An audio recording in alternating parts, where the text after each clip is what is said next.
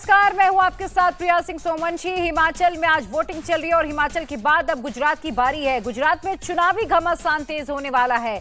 आज कांग्रेस ने अपना घोषणा पत्र जारी कर दिया। कांग्रेस ने एक ऐसा वादा किया जिस पर सियासी बवाल शुरू हो गया है।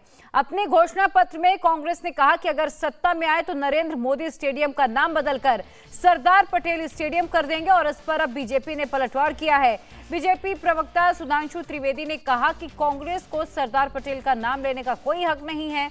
बीजेपी ने सवाल किया, भारत जोड़ो यात्रा पटेल से जुड़े स्थान पर क्यों नहीं की गई। सरदार पटेल के नाम पर उन्होंने कौन सी योजनाएं चलाई थी, जरा कृपया पहले ये बता दें। सरदार पटेल जी की मृत्यु के 1 दशक के बाद भी। और मैं तो ये कहना चाहूंगा, इस देश का प्रधानमंत्री पद का पद ही जिन्होंने सरदार पटेल से छीन लिया था, इस देश में, खैर वो छोड़िए क्या क्या बातें, और ये बातें मैं ऐसे ही नहीं कह रहा हूं।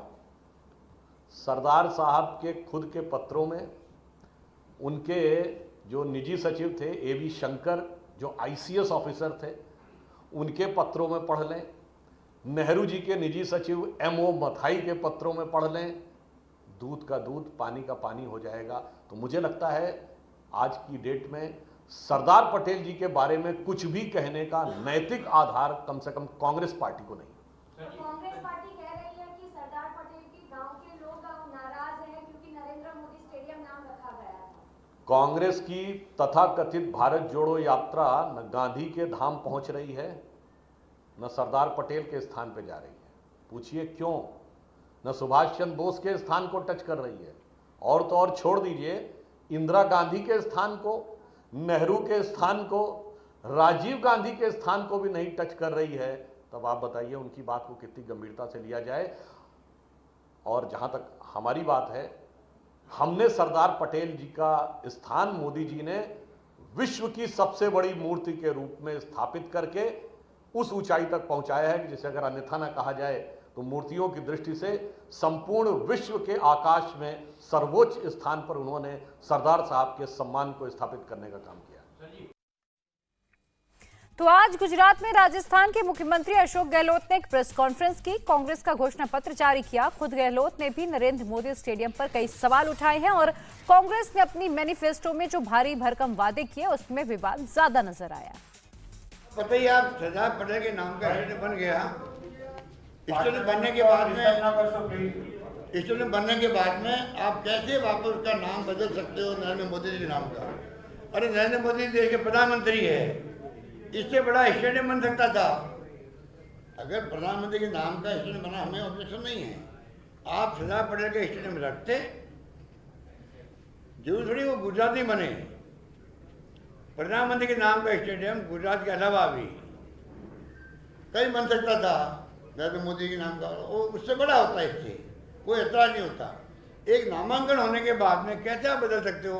अभी सुबह सुबह मेरे पास मिलने आ गए लोग, तमाम डेलीगेशन, और बड़े गुस्से में थे वो। हमने अभियान चला रखा है गुजरात के अंदर कि ये नामांकन बदला गया, इस वहाँ पर ठीक किया जाए। ये कहने के लिए आए मुझे गाँव के लोग, उनके गाँव के लोग भी थे, सरदार पटेल के गाँव के लोग थे। तो ये जो इस प्रकार की जो आपके यहाँ परंपराएं डाल रहे हैं बीजेपी वाले, वो मैं उसको किसी रूप में उचित नहीं मानता हूँ। और अब बात अगर हिमाचल की करें तो हिमाचल प्रदेश के चुनाव में अब तक 40% से ज्यादा वोटिंग हो चुकी है। हिमाचल के कई इलाकों में वोटिंग परसेंटेज 50% के पास पहुंचा है। अन्नी, बरसार और रोहरू विधानसभा क्षेत्र में अब तक तकरीबन 50% वोट पड़ चुके हैं। इसके अलावा ठियोग और जुब्बल कोटखाई विधानसभा सीट पर भी तकरीबन 50% वोटिंग हो चुकी है। हिमाचल प्रदेश में 5 घंटों से वोटिंग जारी है। अभी 2 घंटे की वोटिंग बची है। 5 मतदान खत्म हो जाएगा।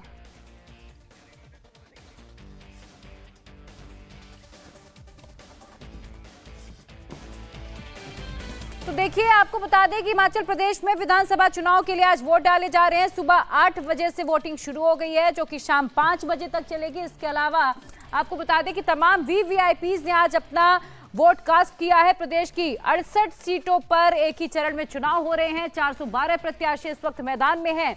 चुनाव का रिजल्ट 8 दिसंबर को आएगा। और अगर इस बार हम बात करें तो पीएम मोदी, गृह मंत्री अमित शाह, सीएम जयराम ठाकुर, कांग्रेस नेता प्रियंका गांधी समेत कई नेताओं ने ताबड़तोड़ रैलियां की हैं। तो आपने जाना वोटिंग परसेंटेज क्या रहा। अब आपको बताते हैं कि हिमाचल प्रदेश के 12 जिलों में से किस जिले का वोटिंग परसेंटेज अब तक क्या रहा है। सबसे पहले ये बिलासपुर देख लीजिए, यहाँ पर 36% वोट पड़े हैं। चंबा की बात करें, यहाँ पर 30% वोट परसेंटेज रहे हैं। कांगड़ा की बात करें तो 37 और हमीरपुर 38%। ये सामने आपके कुल्लू की हम बात करें 42%। लाहौल स्पीति चूंकि यहाँ पर बर्फबारी हो गई है, यहाँ पर अभी तक 23% मतदान ही हो पाया है। मंडी की बात करें 43% मतदान यहाँ पर हुआ है। शिमला की बात करें 40% मतदान हुआ है। इसके अलावा अगर हम सिरमौर की बात करें तो 44 और सोलन 40। ऊना की बात करें 42% मतदान हुआ है।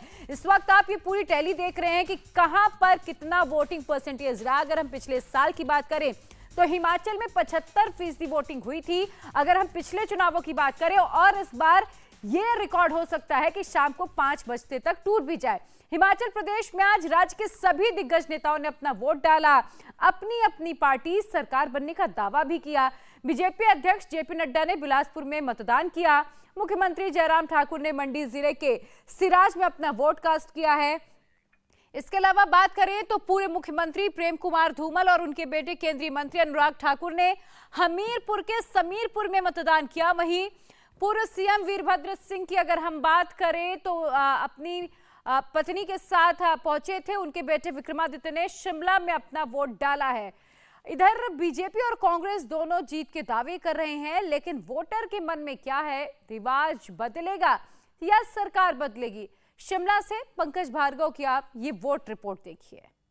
तो हिमाचल प्रदेश के मुख्यमंत्री जयराम ठाकुर बार बार बीजेपी की जीत का दावा कर रहे हैं। उनके परिवार को भी एक बार फिर बीजेपी की सरकार बनने की उम्मीद है। वोट डालने पहुंची जयराम ठाकुर की पत्नी और बेटी ने क्या कहा है, सुनिए। बहुत अच्छा लग रहा है क्योंकि पहले हमारा शायद ये दूसरी बार हम वोट कास्ट करने आए। पिछली बार लोकसभा का भी हमने वोट यहीं पे कास्ट किया था। पर इनके अपने स्कूल में जहाँ से बचपन, जहाँ से इनकी नींव हुई डली है और आज जिस जगह पर पहुँचे हैं, तो इस स्कूल और इस स्कूल को प्रणाम करते हुए आज हम इस स्कूल से एक के प्रांगण में हम ये प्रार्थना करते हैं कि इनको सफलता मिले। मैम, आप सुबह जब बात हो रही थी आपने बोला था कि दही का और उसके अलावा जो आप शगुन करेंगे उसके बाद ही पहले वोट डालने के लिए आप बाहर लेकर आए, तो क्या आपने पूरा वो जो रिचुअल से पूरे किए? कुलदेवी के मंदिर तो आप गए थे? हाँ जी, वो सब कुछ हुआ। जो घर में एक परंपरा रहती है उस परंपरा के अकॉर्डिंग हमने किया सब कुछ। क्या संदेश देना चाहेंगी महिलाओं को आप? मैं स्पेशली महिलाओं के लिए ही नहीं, मैं पूरे ही प्रदेश के सभी युवा जो भी सभी यहाँ के वोटर्स हैं, सभी से मेरी यही अपील रहेगी कि हमें डेवलपमेंट और विकास के लिए वोट करना है। इसलिए सभी आगे आइए, निकलिए अपने घर से और वोट कर। इंडिया टीवी हर वक्त हर जगह डाउनलोड करने के लिए सर्च करें India TV news Google play store या ऐप स्टोर पर।